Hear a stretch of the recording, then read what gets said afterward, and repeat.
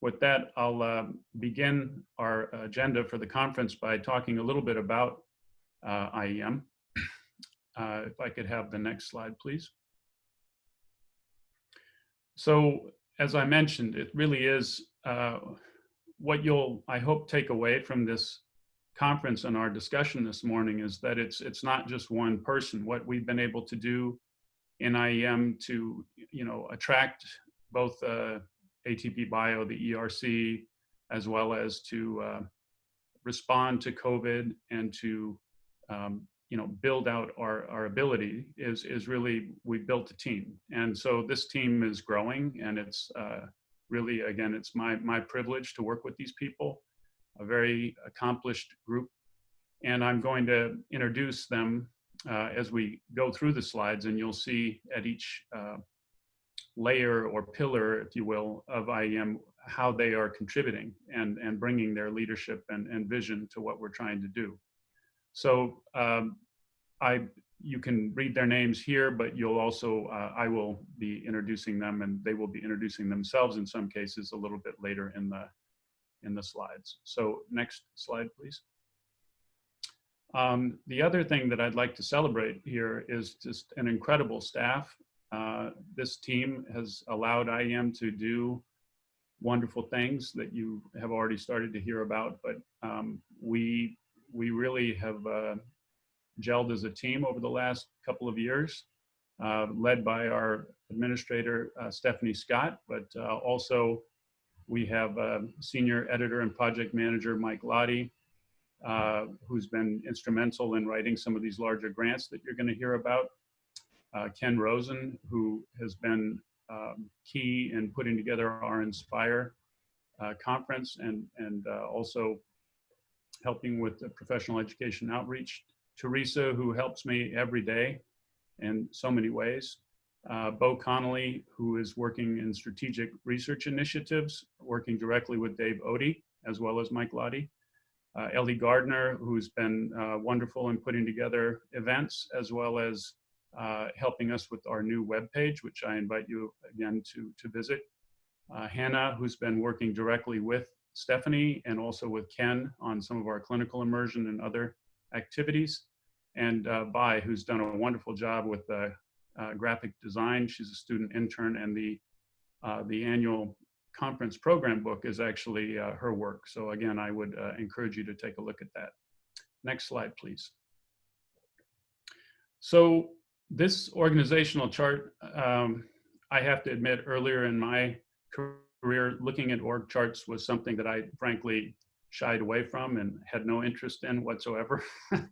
And so I hope I'm not boring you with this, but one of the points showing this to you is that we've developed with my leadership team a concept for how we run IEM that's really a distributed leadership model. And so you see the executive committee, we have scientific and industry advisory boards, and then the three boxes in the middle, the strategic research initiatives, the professional education and outreach, and the Inspire program, those are all being led by endowed professors. So IEM has endowed those positions and have put discretionary money towards and real money towards each one of those programs. And so what I hope you will be able to walk away with today is an understanding that IEM is, we're investing in leadership of people, and we're trying to do specific things. And actually, you'll hear more about the Engineering Research Center, but you'll also understand that the ERC is informing our organization as an institute as well. So you'll see on the bottom there are these 9 boxes. I'm not going to tell you about them right here, right now. You're going to hear about them when each one of these different groups is introduced.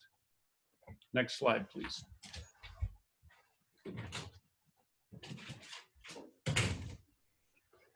So I'm going to give you a very high-level view of these 3 programs. So to start off, we have the Strategic Research Initiatives Program. This is actually led by David Odie.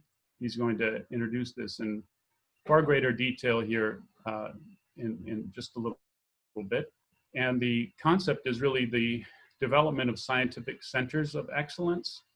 But I would say, you know, it's really also about building careers for both faculty as well as students in biomedical engineering. So the strategy is to accelerate center level proposals like this ATP Bio, but also PO1s and larger program project grants, and also to incubate teams. And this is something that you'll hear more about, how we're interacting with IEM faculty to actually build up different areas, different potential center grants and areas of expertise.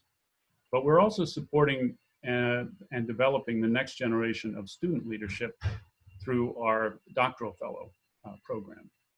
So some of the accomplishments that you're going to hear about is the ERC. Also, Dave has, with his group and team, an NIH PO1, which is pending, and also he resubmitted. There are several T32s in neuromodulation and neural imaging that are under review that we've supported. And we have 8 more groups lined up to participate in this grant. We're really turning into, if you will, a grant engine. And then we have multiple cohorts of IEM doctoral fellows that we have supported. Next slide, please. So as one of the outputs of this, this grant engine, over the last several years, we've been able to, this is actually a 2-year process that it took for us to actually submit and go through the vetting, if you will, at the NSF to actually get the ERC. It starts with a pre-proposal. There were something like 200 proposals that went in. From that, they selected after 6 months something like 20 that they asked for a full proposal. After another 6 months, there was a site visit, and they whittled it down from there to about 8. And then another 6 months, and they had a blue ribbon panel in DC. And then another 6 months back and forth, 8 separate reviews and rebuttals of just intense process of vetting. And we just heard in August that we got this grant. Up until then, it was not clear. And so in September 1st was the beginning of this, this journey really to build this center. So it's the Advanced Technologies for the Preservation of Biological Systems. Both Jacob and Moss have mentioned a few things about it. The societal benefits that we hope to achieve are in that circle plot to the left. And I maybe won't run through every last one of them. There are links on the website.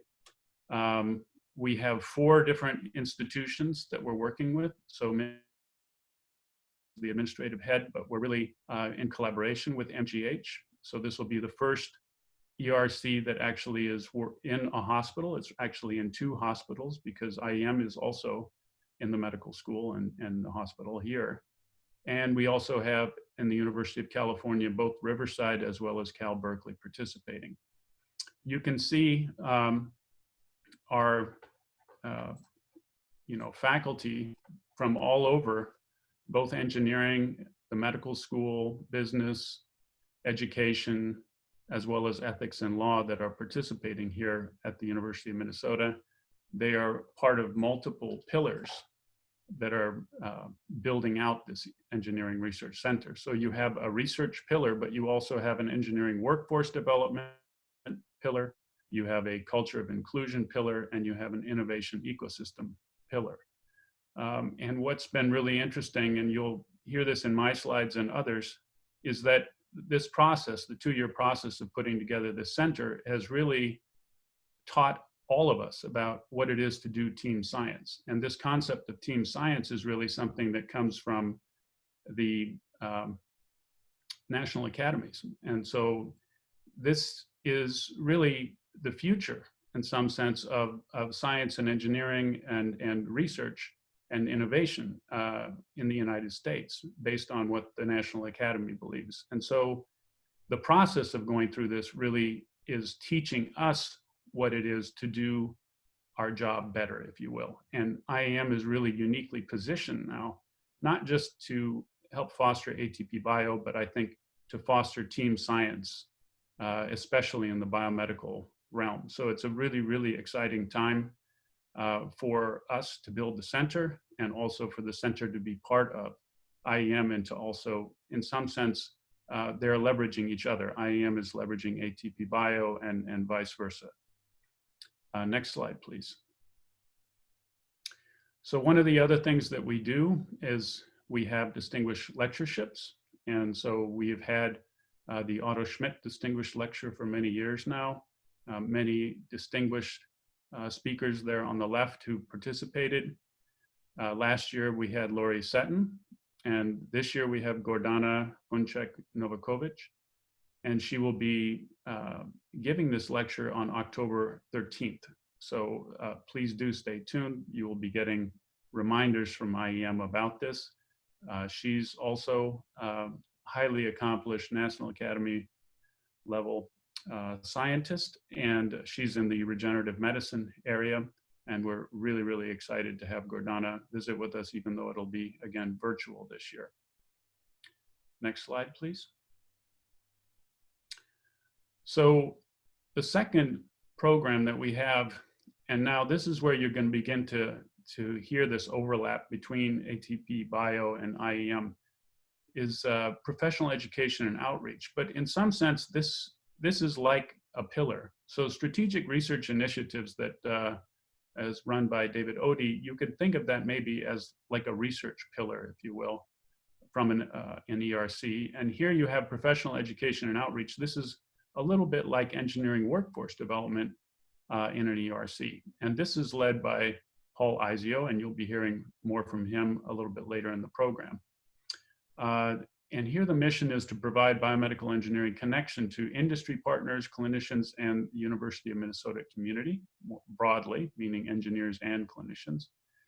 And the strategy is to engage clinicians in unmet needs and engineers in clinical problem-solving opportunities. So really getting clinicians and engineers to work together, and to provide short courses, online courses, and conferences that focus beyond just academic coursework. So this is really an extension of what takes place within the biomedical engineering department. It's not redundant to that, but an extension of it. And so some of the accomplishments would be clinical immersion, where we've actually had many, more than $1 million of funding over the last several years. And the vast majority of this money actually goes back to the residents of these programs. And what they're doing is the residents are actually embedding industry partners, usually from one company at a time, into a clinical environment so they can innovate on the fly. And it's been a phenomenal success. Paul's going to tell you more about that in a little bit. Ken Rosen also helps with this very impactful area. There's also clinical engagement, which is a much newer opportunity to engage clinicians. This has been led by Will Durfee with help from Brad Benson, and of course Paul and his PEO team helping. And this has led to a really robust response to the COVID-19 clinical needs. We actually have 6 open source licenses that you can find. It's actually on our Office of General Counsel website. And we're actually continuing a conversation on sustainability within the supply chain for mHealth Fairview. And the really interesting point of this is that because we were able to directly respond to the needs of mHealth Fairview, we are now connected at the very highest level through to the Vice President of Supply Chain Management within both of those groups.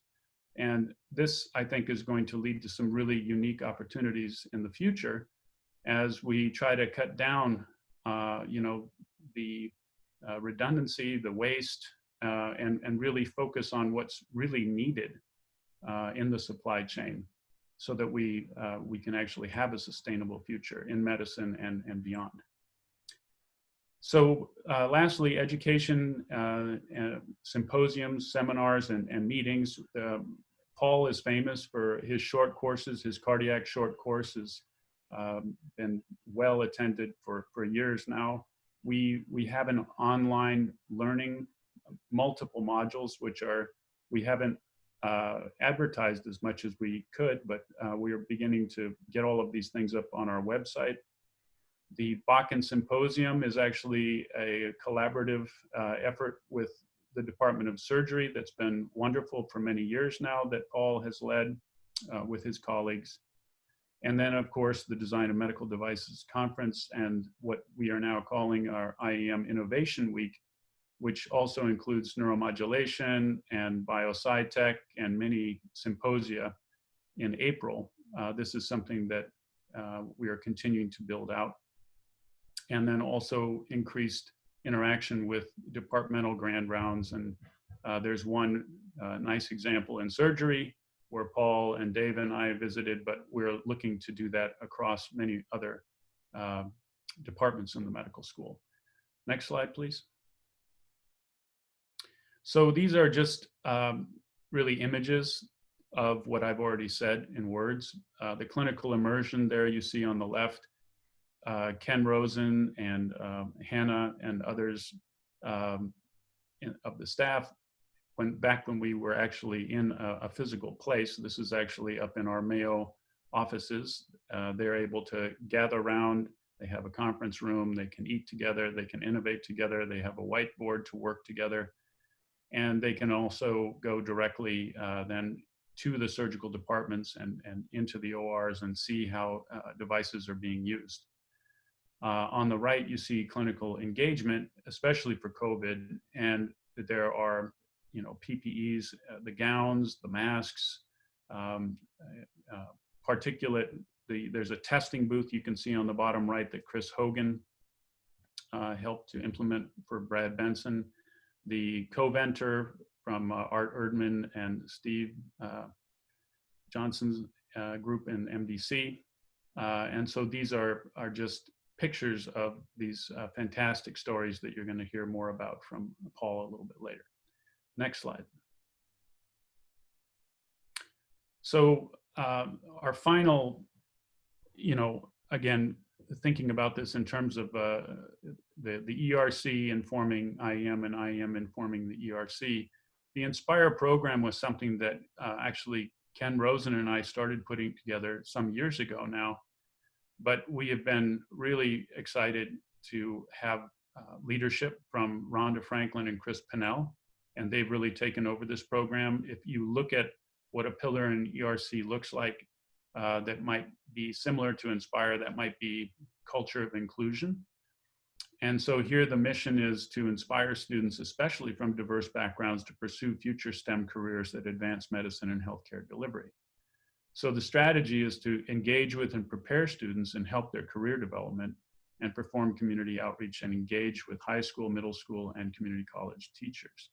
And so some of the accomplishments you can see, we've had the Inspire Conference now for a number of years, 400 to 500 students per year. This year it will be virtual, so stay tuned. There will be some information about that.